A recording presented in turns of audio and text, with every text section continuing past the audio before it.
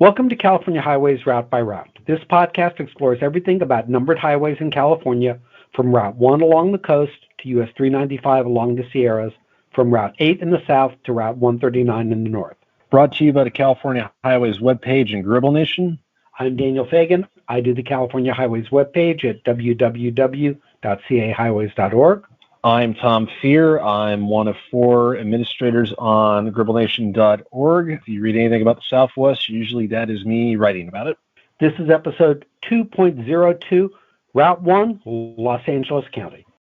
In our last episode, we started our exploration of the California highways route by route with Route 1. We discussed the first federal road between Cumberland, Maryland and the Ohio River, which is now US 40.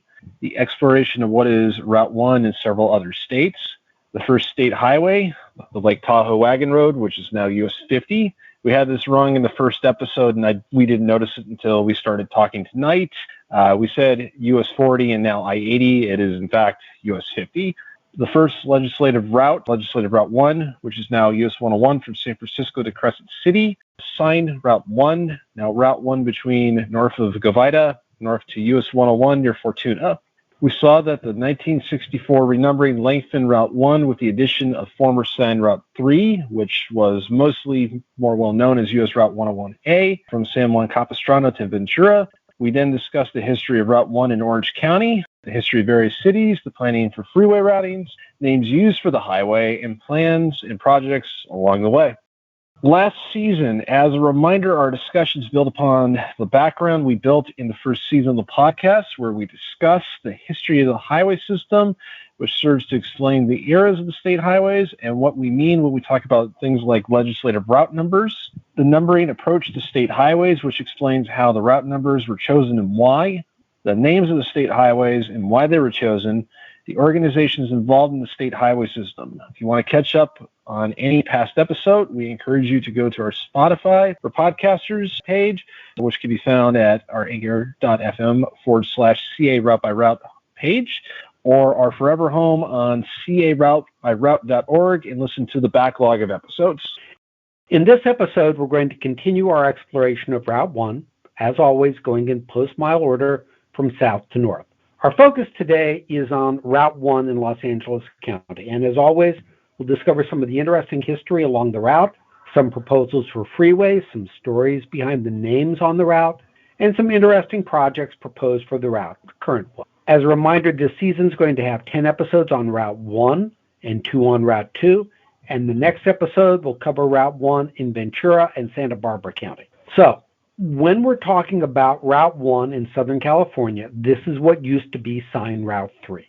Sign Route 3 was defined as US 101 at Serra, which is south of San Juan Capistrano, to US 101 at El Rio, which is a tiny community that used to exist between Oxnard and Ventura via Santa Monica. It was signed on Legislative Route 60, and in July 1935, which isn't long after the sign routes were created, it was re-signed as US 101A, which was approved in 1937, effective January 1938. 1964, it was added to Route 1 as part of Segment A of Route 1, Route 5 south to San Juan Capistrano to Route 101 near El Rio.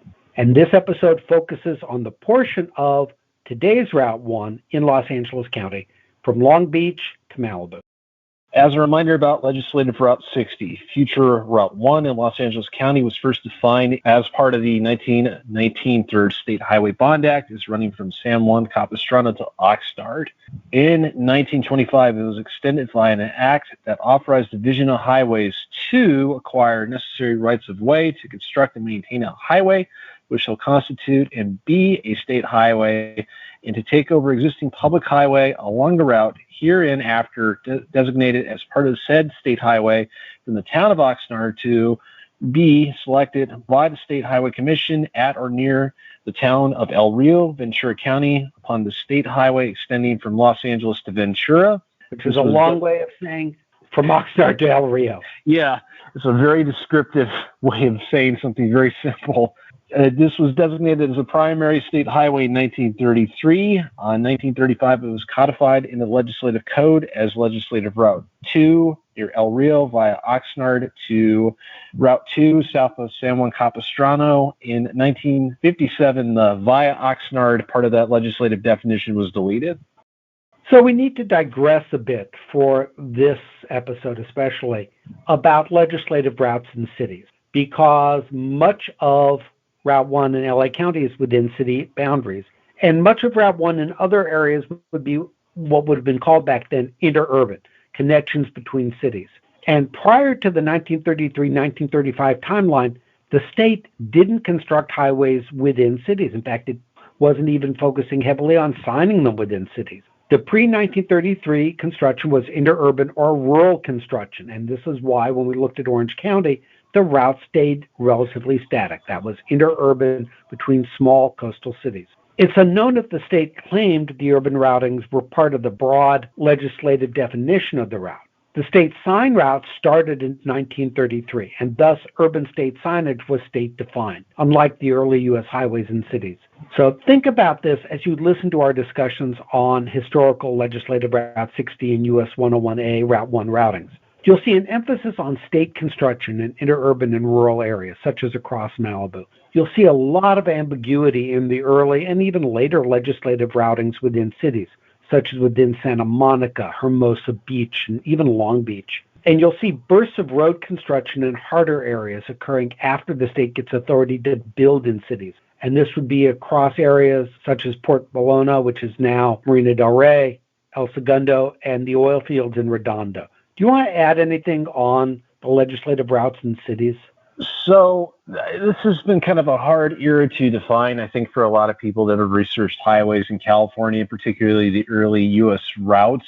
Like when we get to Route 2, we'll start hitting on this quite a bit as related to US 66 west of downtown Los Angeles. But really, it was fully up to the cities where they wanted to sign highways within their boundaries. It was not up to the divisional highways, and really they only ever intervened if it somehow violated what AASHTO had defined as what the control points were for a U.S. route. Was that also true for the state routes, that the state sort of didn't care where they were signing the state route within the city as long as it fit their general definition of the legislative route? I have observed that. There's not as many examples of that, just given in 1933 the state could maintain in cities. But like I know if like Route 21, like that was very much defined by like the city of Martinez, and they decided where it would go and how it got to the Benicia Martinez ferry. So there definitely was not a lot of interference from what I can tell. Like the Division of Highways didn't care, and so did the California Highway Commission, so long as it fit the definition of what the sign route was.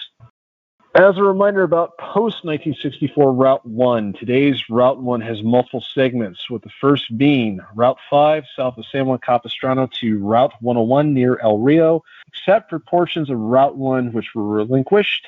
One within the city limits of Data Point between the western edge of San Juan Creek Bridge to the East Line Road at the city limits of the city of Laguna Beach. Two within the city limits of the city of Newport Beach between Jamboree Road and Newport Coast Drive. 3 within the city limits of Santa Monica between the southern city limits and Route 10. 4 within the city limits of the city of Oxnard between Pleasant Valley Road and Route 101.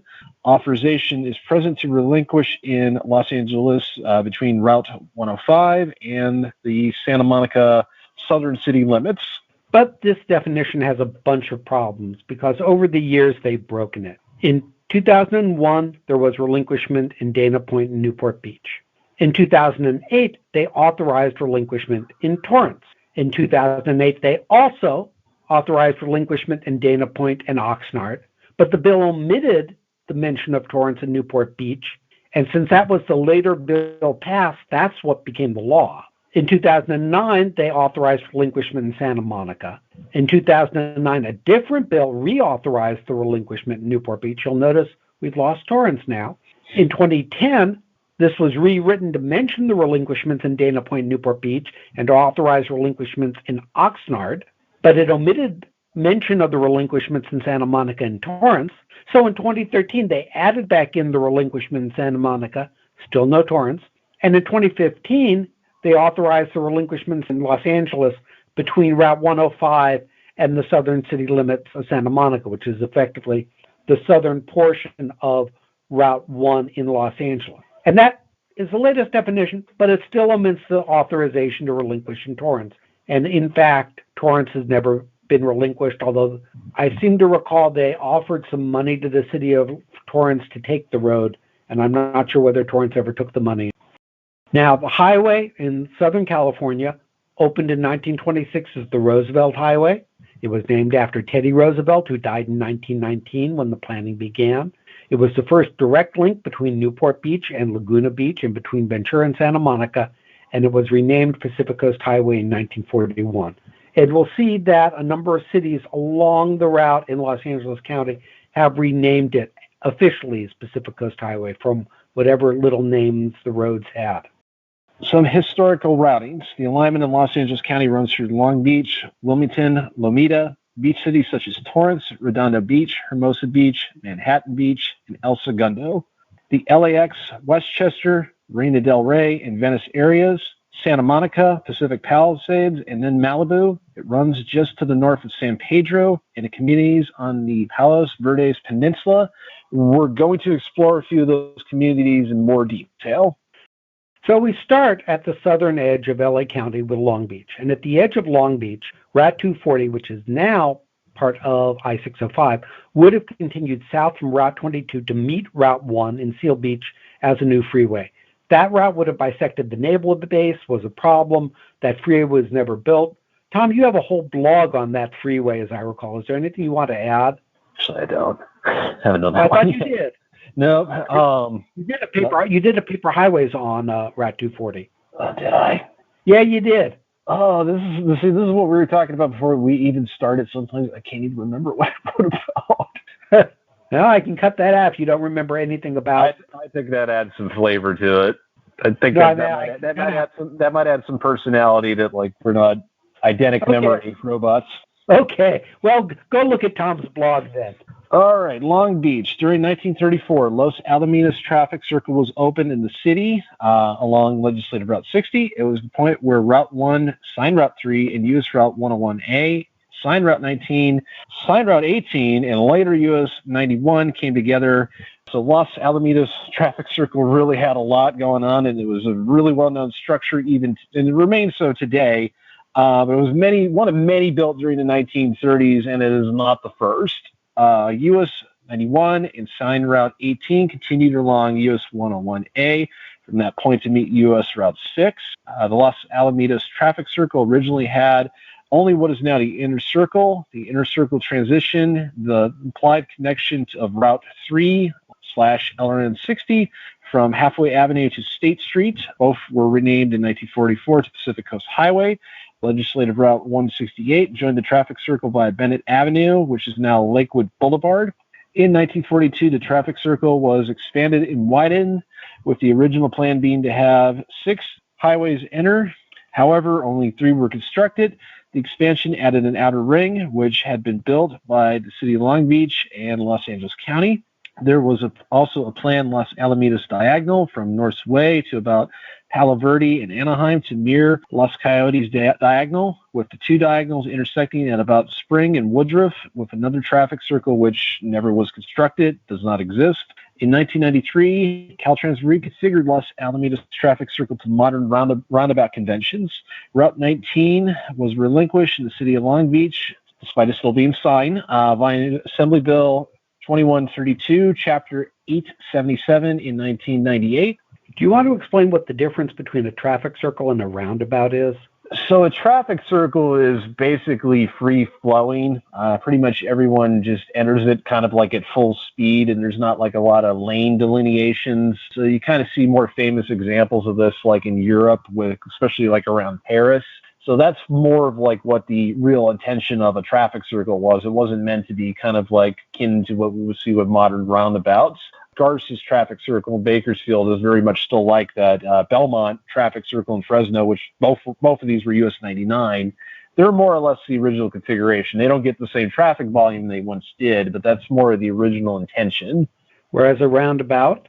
Well, A lot of lane control. So like modern roundabouts, especially with Caltrans, they're signed with multiple lanes usually. They're very clear where the departure points are, where traffic's supposed to go. There's a lot of signage directing traffic onto specific routings and where to cross over. So it's a lot more of hand-holding of the traffic.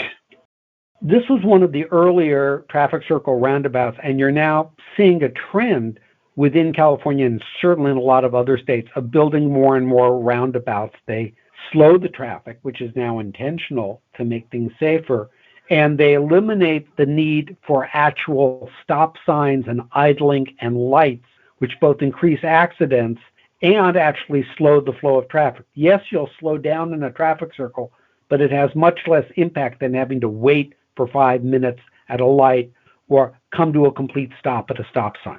Yeah, and even some major highways, this is being incorporated. Like I know the one that's kind of in my area, that's a lot of discussion is about it, is 156 and 25. The purpose is to have a very wide roundabout. It is supposed to mitigate, really, which is a huge choke point with the traffic light at that intersection. Continuing on with Long Beach in 1944, Hathaway Avenue, east of the traffic circle, and State Street, west of the traffic circle, were renamed to Pacific Coast Highway. Other routings include Wilmington Redondo Road, which is now Newton Street. US 6 ended in Long Beach, where US 6 and US 101A, now Route 1, met US 91 and US Route 101A at Atlantic Boulevard, along with Sign Route 15, which is now Interstate or future Interstate 710. Anything you want to add on that? I'm really going to like it when we get to US 6 and the planning behind that, because that could have got a lot more crazy than having it in some random spot in Long Beach. That's a very interesting topic. So now we're going to move to Lomita and Wilmington, and we'll touch on that Wilmington Redondo Road. Wilmington is part of what's called the LA Shoestring Annex, and the Shoestring Annex is interesting because Los Angeles wanted to be a port city, but it had no port.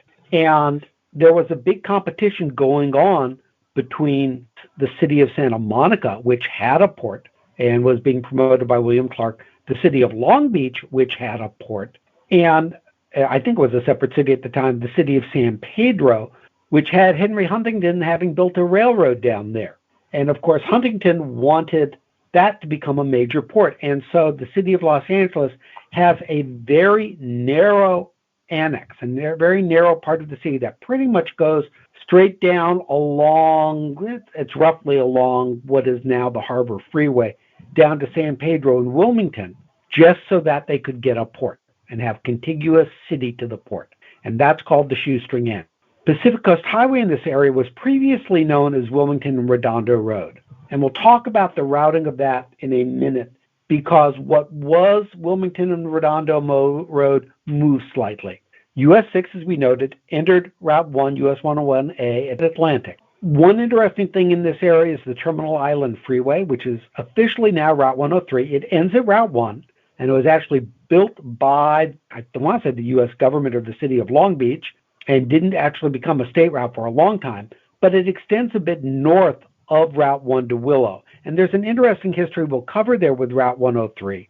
But what's useful to note at this point is there were once plans to extend this freeway to the Long Beach Freeway. That never happened. The definition officially starts at Route 1, but the route also includes portions south of Route 1, those having been added in 1982 to the 1965 definition, and that the portion north of Route 1 is one of those that is being considered for relinquishment. It's been relinquished to the city of Long Beach, and they plan actually to turn it into a park and a parkway. So a little bit of interesting history there. Also, the PCH segment in Wilmington is home of the first Der Wiener Schnitzel, one of the interesting pieces of information I found researching this.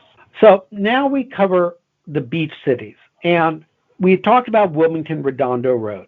And Wilmington Redondo Road is interesting. It ran along this road in 1930. It had a jog north at Hawthorne, and then continued along this road to Palos Verdes, through Los Palos Verdes. The original routing was slightly south of the current route, seemingly, if you look at the maps, along Newton Street. But I'm not sure whether there are any vestiges of what was the big highway along then. And by 1940, this has moved to a slightly north alignment, connected without the jog along Hawthorne, and was renamed Coast Highway and PCH by 1950. This is also the route that goes along the edge of the Torrance Airport, if you're familiar with that. Route 60, or LRN 60, then ran to Esplanade and Pacific, where it met at Avenue I, where it then went north along Camino Real and Sepulveda. And sometime between 1934 and 1935, Elena was constructed and took over the LRN 60 routing. And if you look at a map, this sort of explains why Catalina branches off of PCH as it does. That was the pre-Elena routing that took you to the coast route over to Avenue I. Elena and a portion of Camino Real became PCH sometime between 56 and 59. Now that takes us up to about where Torrance Boulevard is. And it's important to note that Camino Real and Sepulveda, south of Torrance, were never part of Route 1. Route 1 went that different route. If you follow the Sepulveda name, it continued south and then east to become Willow and Long Beach. But originally, there were some maps that showed the Sepulveda name continuing to Torrance and then becoming PCH, but I think those are confused. Sepulveda, as the name, continues north of Torrance of the highway, and that was then renamed pretty recently, like around 2017, to PCH, to try and get rid of that confusion, So now then, we're up to Torrance Boulevard. Sepulveda had a discontinuity then between the oil fields and El Segundo before 1930. 1930 maps show it as under construction between Rosecrans and El Segundo. That was completed by 1939. So now we have, if we've been following the route so far, we're now up to the edge of the LA International Airport. You have anything to add on this segment? It's a pretty confusing segment and took a batch of research. It's kind of in line with the whole 1930s era. What I found in a lot of research for a lot of highways, you had a lot of discontinued segments where there was probably an interim sign route in between what the state had actually constructed. I recently wrote a blog on the original Route 14, which had a very similar gap in it for a very long time. I noticed with Olympic, which was the second iteration of Sign Route 26, is the same phenomena where you had a large gap in the highway until it was constructed by the Division of Highways.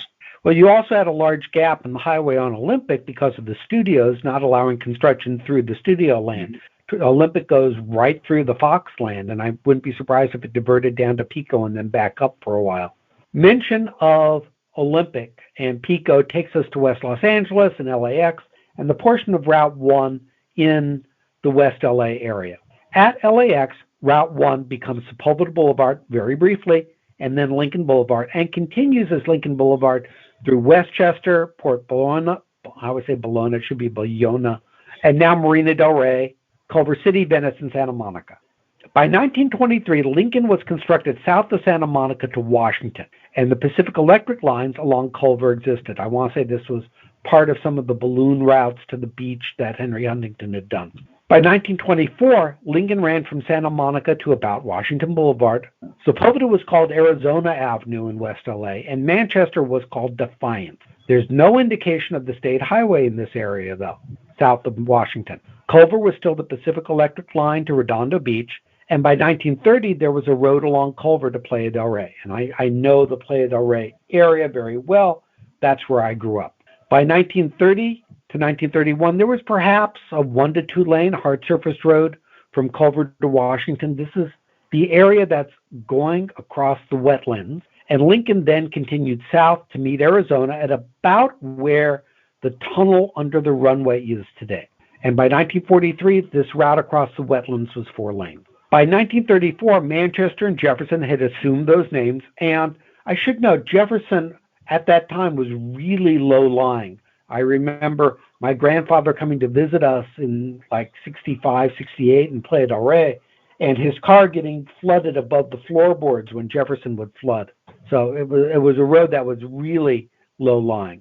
The segment between Culver and Washington looked to be 2 lanes, and development of Westchester had just started. Westchester was one of the first planned communities. It was a Fritz Marlowe community, and it actually had assembly line construction and was built for returning World War II veterans. The wetlands themselves, however, were mostly oil fields. And the first real major thing that you see in Westchester, by the way, is Loyola University, which is now Loyola Marymount. By 1950, runway extension had resulted in Sepulveda being diverted west of Century to avoid the runway extension, where it met Lincoln, went around the runway extension to meet back at present-day Sepulveda and Imperial.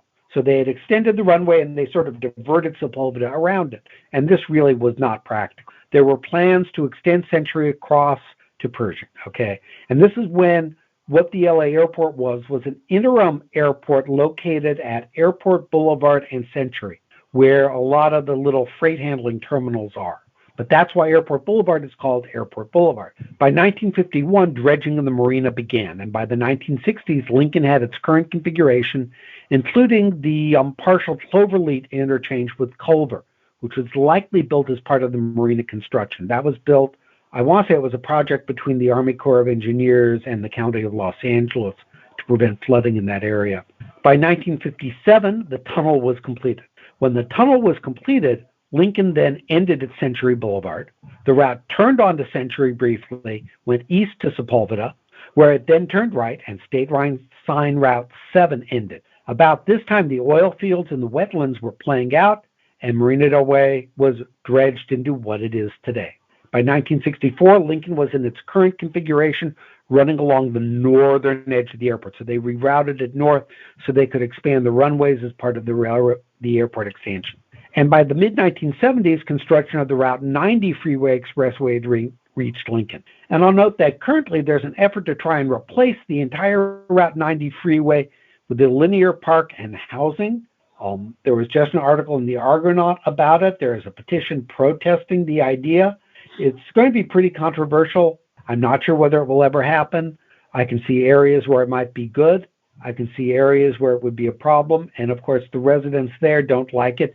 It's actually an important evacuation route. There aren't many good routes out of the area other than Jefferson. As for Lincoln and Santa Monica itself, Lincoln Boulevard appears to go back to 1894. It's hard to tell exactly because the alignment of the USGS maps I was looking at before 1924 was off. So it appears to show a route with the path of Lincoln that was closer to Beverly or 6th. Lincoln is actually 7th. However, that would have meant a massive realignment of the Santa Monica street grid, which I don't think was likely. There was a discontinuity in Lincoln between Olympic and Colorado, or future Olympic, due to the railroad tracks that were in that area. And by 1920, Lincoln was constructed across the railroad tracks and was probably an at-grade crossing. And the railroad tracks bring us to something interesting. Santa Monica and the tunnel. Route 1, Lincoln Boulevard, enters the Santa Monica Freeway at Lincoln. That point is the end of Route 2 and I-10. Route 1 goes through the McClure Tunnel. The McClure Tunnel, originally known as the Santa Monica Tunnel, was constructed in 1935 to eliminate the necessity of climbing the Palisades Bluff, otherwise known as the California Incline, and to eliminate the crossing the main city streets and crossing of the railway tracks on Ocean Avenue in the city of Santa Monica. Prior to the tunnel, it is unclear whether LRN 60 continued along Ocean to Santa Monica over to Lincoln, or along Ocean, which is now Nielsen, to Pico, over to Lincoln and down. With the completion of the tunnel, through traffic proceeding south along the highway may go through the bluffs and under the intersection of Colorado Street and Ocean Avenue, under the tracks of the Pacific Electric Railway, and continue south on Lincoln Boulevard towards San Diego. Traffic from the tunnel continued along Olympic, which was the second iteration of Sign Route 26. It appears Sign Route 26, at least by 1950, ran along Lincoln to Pico, then Pico to Ocean, indicating that Ocean may have been LRN 60 at some point. The McClure Tunnel replaced an earlier Southern Pacific Tunnel from 1898, which was later used by the Pacific Electric Railway. And with this, it's worth mentioning another route that's in the area, which was Legislative Route 163, which became Sign Route 187. And the confusion here is due to some poor maps and because of LRN 163. So we digress slightly. In 1933, Chapter 767 defined the following route as part of the state highway system. Continue Roosevelt Highway from the point where it intersects with Santa Monica Canyon Road. And Santa Monica Canyon Road, I think, is like Entrada in that area. And in Santa Monica to a point where, if so continued, it would intersect with Windward in Venice, Los Angeles, California. Said road is now commonly known and designated as Oceanfront and parallels the Pacific Ocean for a short distance therefrom. In 1935, this became Legislative Route 163, with the routing Legislative Route 60, in other words, Route 1, in Santa Monica, at the point where Legislative Route 60 leaves the ocean to windward via Venice via a road commonly known and designated as Ocean Park. This was rapidly amended to talk about a point southerly of the western extension of Wilshire Boulevard in Santa Monica to Windward Avenue in Venice via the Promenade in Santa Monica and Oceanfront Walk in LA. In 1937, this was reworded again to talk about Legislative Route 60 at a point near Colorado Avenue in Santa Monica to connection with Windward Avenue. So you can see everything's being adjusted as they build the McClure Tunnel for this. And this ended up being the Colorado grade separation. And this was a cooperative project between the Public Works Administration and the Division of Highways to relieve traffic overflowing onto US 101A in Santa Monica. And it would later be constructed underneath Colorado Avenue via what is now Momot Ahiko Way and would connect Route 1 to Ocean Avenue. And this is still there. It was completed in 1940. And that's why some of those bridges dealing with the Santa Monica Pier are actually under the authority of Caltrans. So it's an interesting little area. Before there was the tunnel, there was the California Incline. So around 1905, the tracks of the Los Angeles and Independence Railroad ran where PCH is today. In 1905, Santa Monica had plans for 3 inclines. A footpath departing from Idaho Avenue would meet a vehicular roadway departing from California Avenue halfway down the bluff. The 2 would continue to the beach as one multimodal route spanning over the 1,700-foot distance. Linda Vista Walk from Idaho Avenue is now called the Idaho Trail, and Linda Vista Drive from California Avenue is now known as the California Incline. The 3rd incline was built for pedestrians at the foot of Oregon Avenue, which is now Santa Monica Boulevard, originally referred to as the Oregon Trail. It became known as the Sunset Trail in 1916, which thankfully that didn't make it to the 80s. In 1932, the WPA funded widening a project that increased the California Incline from 20 to 40 feet wide. Beach Road was also widened to extend Roosevelt Highway through Santa Monica. The incline was rebuilt in 2015. So you see sometimes some classic photos of this. It's kind of a neat piece of old road. It's kind of built to modern standards now, but it's very neat. And it's the only way that you could really get down the bluff. And it's a fun drive, I'll say that. Short, but fun.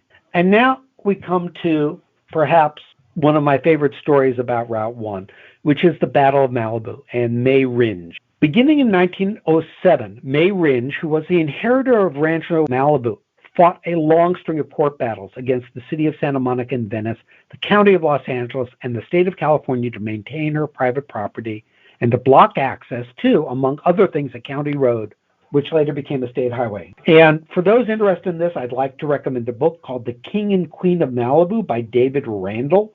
I'll include a link to it in the show notes. It's all about the Battle of Malibu and May Ringe.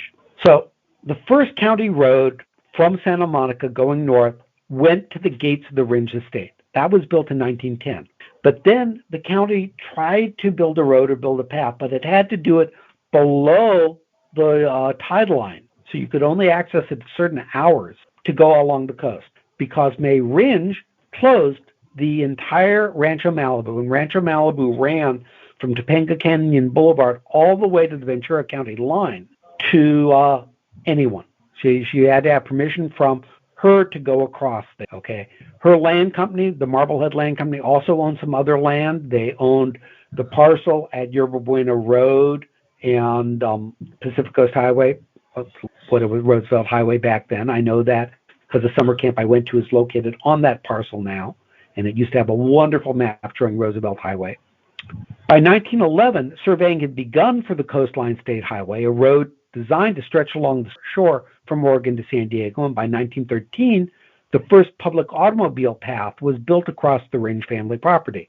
Undaunted by the progress of modern society, she built her own car path parallel to the state road, which she despised and destroyed with dynamite. By 1916, the County Board of Supervisors declared eminent domain along Malibu, and the court battles began. And they were complex.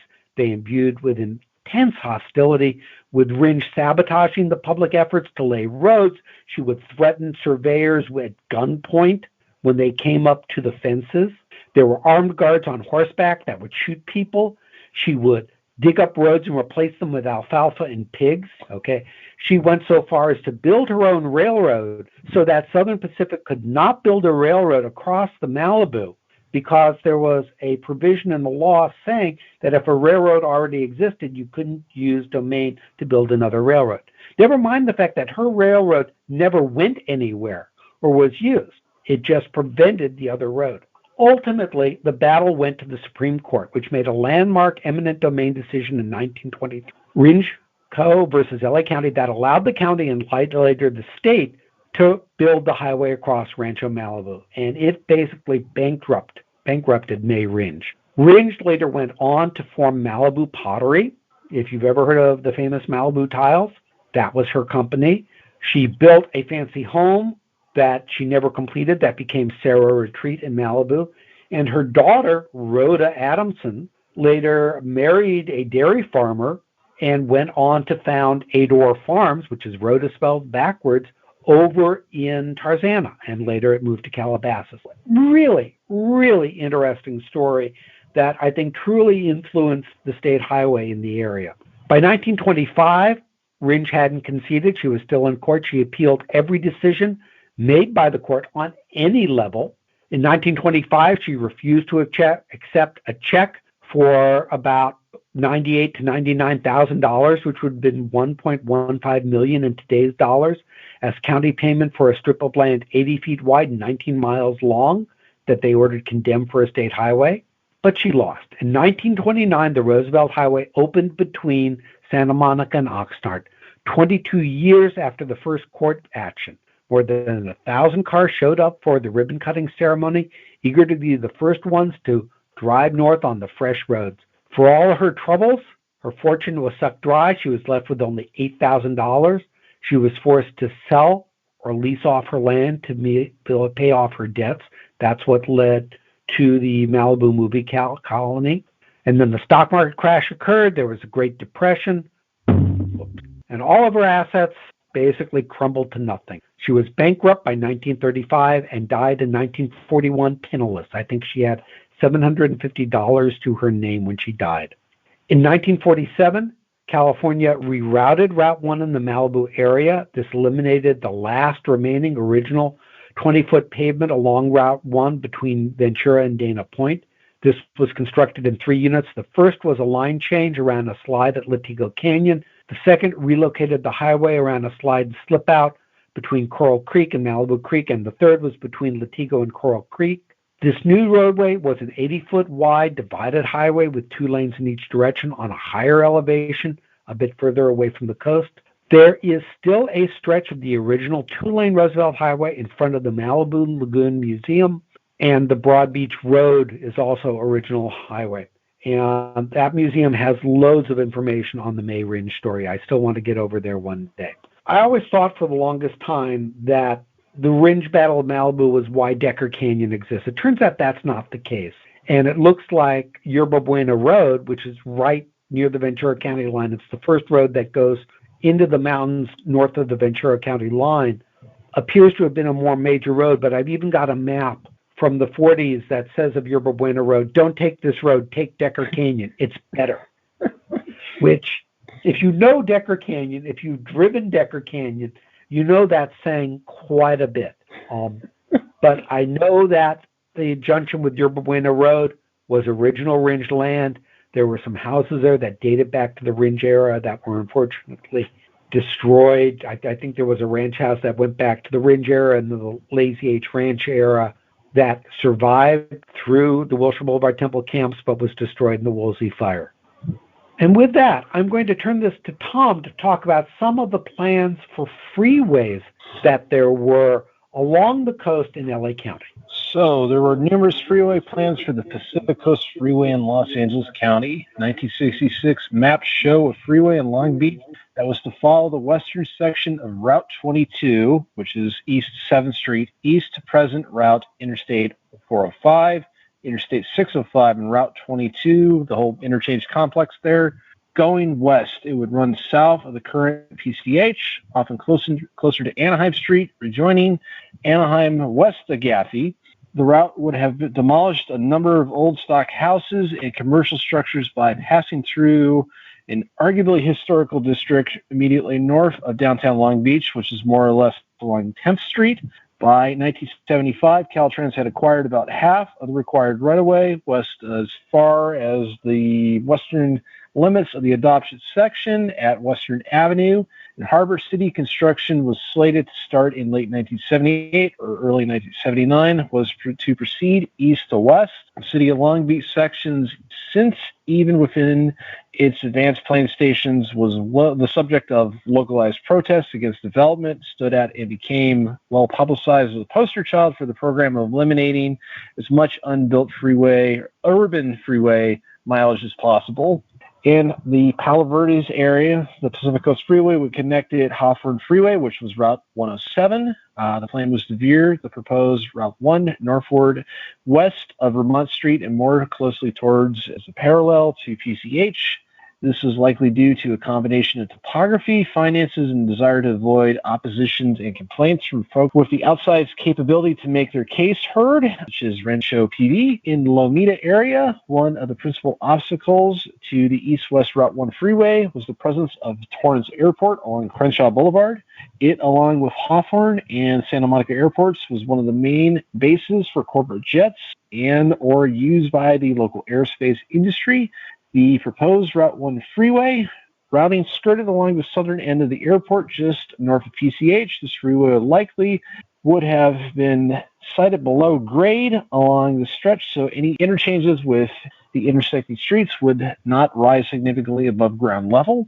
You look at these proposals for the freeway in the portion south of the airport, and it's just crazy, and it gets crazier as we go further north. Do you want to add anything that you know about these observations?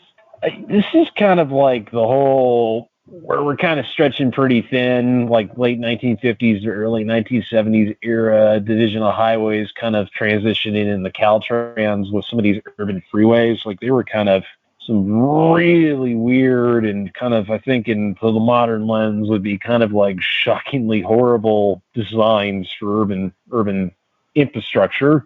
But it gets worse. Tom's laughing. It does get worse.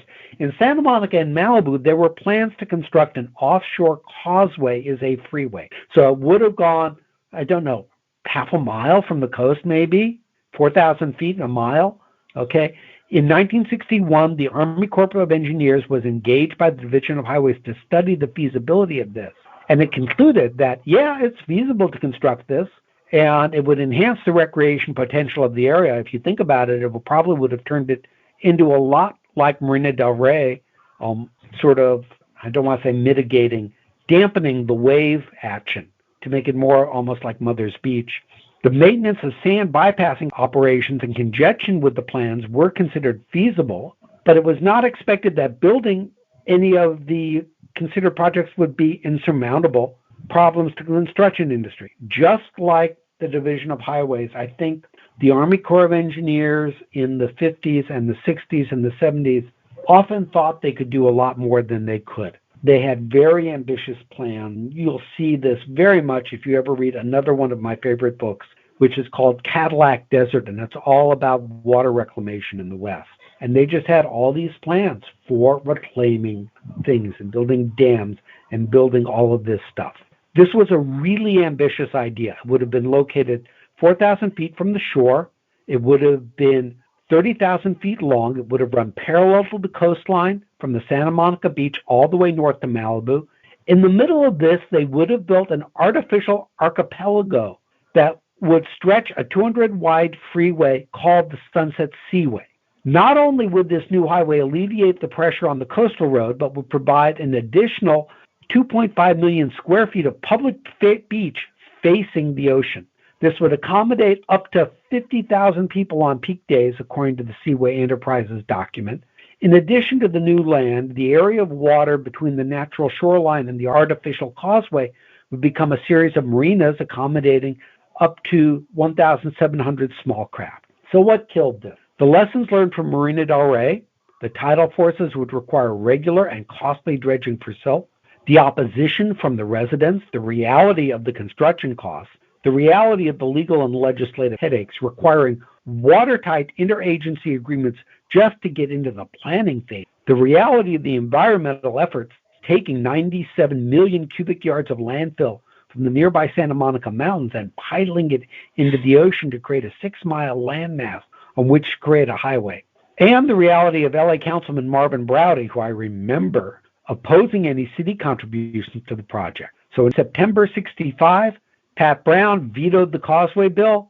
The Causeway Freeway Commission was disbanded in 1966. Any comments on this so far? We're not done with freeway plans yet. This is not the only one. That's the amazing thing about this. Like the Bay Area had a lot of similar structures for freeways planned too. So this is not the only one, and that's just absolutely amazing to me. That just like this is just so silly and I don't know the whole history of it. Was there similar planning done for what was it, Route 230 or Route 87 that would have run along the inside of San Francisco Bay all the way up from Milpitas to Candlestick Park? Yes, and even Route 61. And you could see kind of how it worked out with how I-80 was built, because that was basically the same thing, and that's really the only kind of like structure that got built up there. But like, yeah, it's just crazy that like, you know, like all this effort to reclaim all this land was like really, I mean, I don't know how like really close this was going to come to fruition, because I think by then there was so much resistance to this that it like really didn't stand a chance. But just some of these plans are just bizarre. But we're not done. In Malibu, the Highway Commission adopted a freeway routing for Route 1 between Malibu Canyon and Point Mugu.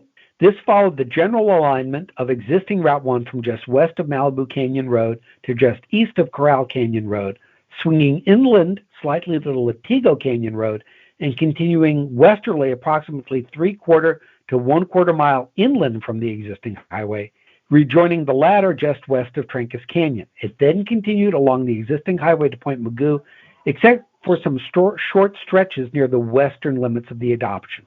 This plan for construction of a 6-lane freeway with room to expand to 8 lanes when required at an estimated cost of $41.6 million, including rights-of-way. And this would have almost taken out some of the lower portion of that camp I went to as a kid, of Camp S. Kramer at Yerba Buena Road, from the maps I saw. By 1967, the Pacific Coast Freeway plan had been deleted from the state's plans. If you recall, in Orange County, it took as long as down to like 72, 73 to go away. The concept through Long Beach was deleted about 78 by the CTC on the advice of, you may have heard this name, Adrienne Gianturco, who was the head of Caltrans in the mid-1970s.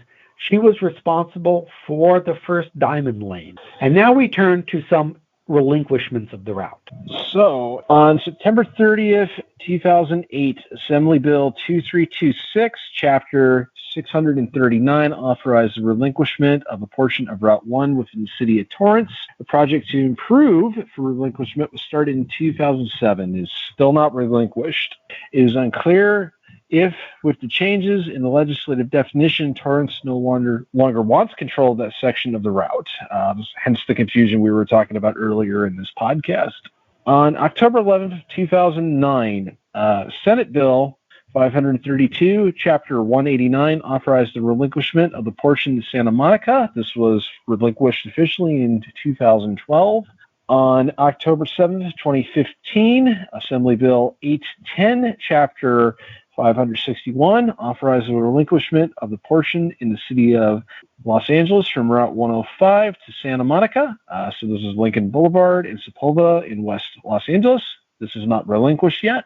And I don't think I've even seen any action in the CTC to improve the roadway to relinquish it. Yeah, that seems to be kind of the caveat, is like this stuff doesn't tend to get relinquished until it's improved. There are some projects taking place along the road here. In 2019, they, as we noted, changed the Los Alamitos traffic circle to make it a roundabout. There are going to be some changes to Route 1 near LAX to accommodate airport expansion, in particular reconfiguring airport entrances. And I'm sure there'll be some changes. They're talking about building a Terminal 0 and a Terminal 9, as I recall. And Terminal 9 will be on the other side of Route 1. And we've got the whole changes that are happening due to the LAX People Mover work. There'll be some widening over the Bologna wetlands, Bayona. There are two plans, depending on how the environmental works out. One would realign Lincoln and Culver to the east, expanding the Lincoln Boulevard Bridge to have 3 traffic lanes in each direction instead of 2, and of course a sidewalk and bicycle lanes. A new Culver Bridge would maintain the existing traffic configuration but add a sidewalk and bicycle lanes to connect with the Bologna Creek bike path. As we noted, that's an old bridge right there, that intersection. That goes back to when they dredged the marina and they added the parklo, and the bridge was there before that. The other plan would maintain the existing Lincoln Boulevard alignment by widening the roadway on both sides to accommodate 3 traffic lanes, sidewalk and bicycle lanes over the bridge, while also widening the Culver Bridge to include bike paths and a sidewalk. Santa Monica also has plans for a gateway segment on the portion that it now controls, which includes things like dedicated bus lanes, curb extensions, ADA compliant side ramps, new crosswalks and improvements, and nearly 50 new trees. It does not include the creation of a formal bike lane, although it allows for bike riders to use up to 5 feet of the bus lane, and they've got a more expensive phase ultimately planned, including stormwater filtration, infrastructure, and green lighting. In 2018, they were considering this Gateway Master Plan, which would address planning in the area adjacent to the I-10 that links downtown to the Civic Center and the Santa Monica High School, which, if you're not familiar with it, is right where Pico and Lincoln come together. It could also include covering the freeway with decking to create a new space for a park. This really is a common idea these days. And it would include the portion of the freeway that, although considered I-10, is really Route 1, which is the portion to the west of Lincoln Boulevard. Previous reports on capping the park had explored extending the McClure Tunnel and covering the freeway from 4th to Ocean. Lastly, there are some plans to rework the intersection of PCH and Las Flores, where there's a double red light intersection, and there are plans to replace the Trancas Creek and Solstice Creek bridges. So now we get into some namings. Los Angeles County names the route in honor of Vietnam veterans. Route 1 between Coyle Streets is approximately post mile 9.454 and the east side of the main entrance to the Tesoro refinery at approximately post mile 8.776. And Wilmington is named the Honorable Jenny, I'm not sure I'm going to get this right, Oropeza. Thank you, Memorial Overcrossing.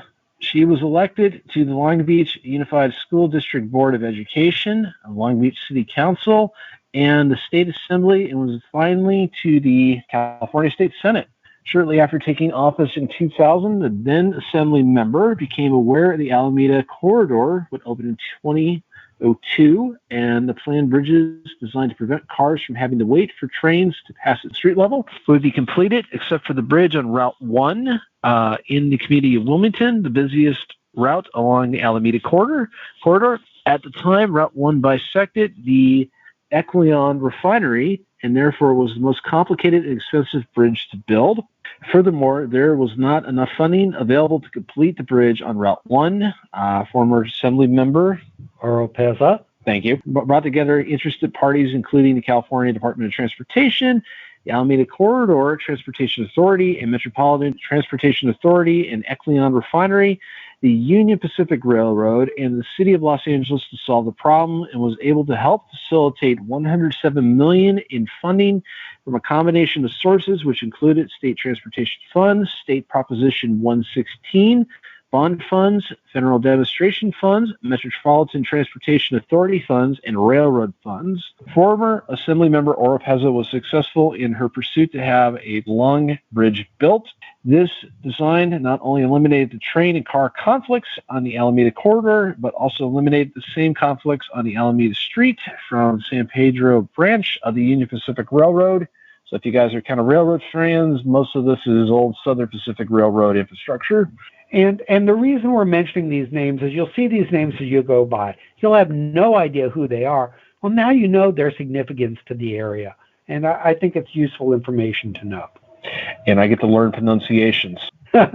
Now, the McClure Tunnel, which we had mentioned, was named after Robert McClure, who was the editor and publisher of the Santa Monica Evening Outlook, a delegate to the 64 Republican Convention, and a member of the California Highway Commission from 54 to 62.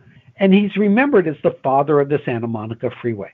And this was previously the Olympic Tunnel. One other name of interest, the Los Alamitos Bay Bridge, which is at post mile just across the border, 000.98, and any successor bridge on Route 1 south of Loines Drive and north of East 2nd Street in Long Beach is named the Joan Lyndon Van Blom Memorial Bridge. She was the first woman to win an Olympic medal for the United States in rowing, winning a silver medal in the single sculls at the 76 Olympic Games in Montreal and the quadruple sculls at the 84 Olympic Games in Los Angeles, and was a member of the team that boycotted 1980 in Moscow. And as I remember from the article where I got some of this information, she actually used to practice her rowing in that bay. And that's why they picked that area. So next time on California Highways Route by Route, we will continue our exploration of Route 1 by looking at the route in Ventura and Santa Barbara County. There are multiple segments: Oxnard and Ventura, the old beach route in Ventura, and the start of really what was the original definition of Sign Route 1, Norfolk Ovida.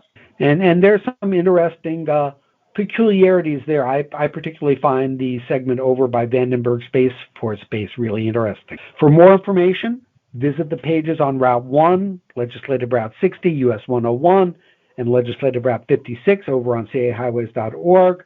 Tom, do you want to mention any Gribble Nation blogs you have in this area? So probably Los Alamitos Traffic Circle. That would probably be a really good one to reference. The California Highways and Public Works publication, as well as the AASHTO database, had a lot of really good information on that. I did a blog for Route 187, which relates to the McClure Tunnel, so kind of that whole area around Santa Monica Pier, which was not the end of US Route 66, but that's a topic for another time. But it relates to Route 1, and I think is pretty applicable to this podcast we're doing today. And there are, of course, some additional links that I have from my research, plus I'll link to the page on Route 1 on AA Roads in the show notes. As always, information on this episode is available on our website, caroutebyroute.org, where you can leave us a comment on this episode. This episode is also available on our anchor.fm home, anchor.fm/CA Route by Route. Join us as we continue to explore California highways route by route. And I like that my voice is way more clear on this podcast than the last one. This episode was written by Daniel Fagan and Tom Fear, edited and produced by Daniel Fagan. Our opening theme is I Like to Be by the Seaside by John H. Glover-Kind. If you have an opening theme you think would be better for us and is in the public domain or you're willing to let us use, let us know. Episodes are recorded using freeconferencecall.com, and the podcast is a product of California Highways at cahighways.org and Gribble Nation at gribblenation.org. And with that, as I usually do, Tom, do you have any additional thoughts on Route 1 in Los Angeles? So much like Orange County, like if you're an old highways fan, especially an old U.S. route fan, this is a segment of highway I'd really recommend you go see. This is kind of like what you're going to find is going to be very common in the typical arterial urban U.S. routes before the 1964 renumbering. You will find that on modern Route 1. It doesn't really match the motif, I think, really kind of overall Route 1, but instead it's more of what you would expect of US 101. So I think for a US route fan, a US 101 fan, there's a lot of value. And of course you have that classic segment, along the Malibu coast, which really does match Route 1. Let's face it, it's a classic segment on the highway. There's a lot to see. There's a lot to explore, a lot of really historic alignments, and it takes a while given you're going through a big urban area, but I found it worth it. I finished it, I think, like around 2011, 2012. So if you're into that kind of stuff, I'd really recommend it.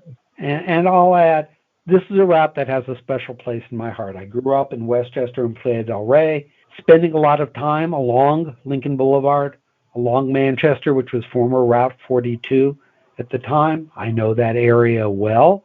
And I went to camp in Malibu at PCH and Yerba Buena Road. And so for multiple years, I was riding up the Malibu coast to go to camp through the stretch of Malibu. And so this is a very special route to me, this segment. I sort of love Route 1. It's a really special route.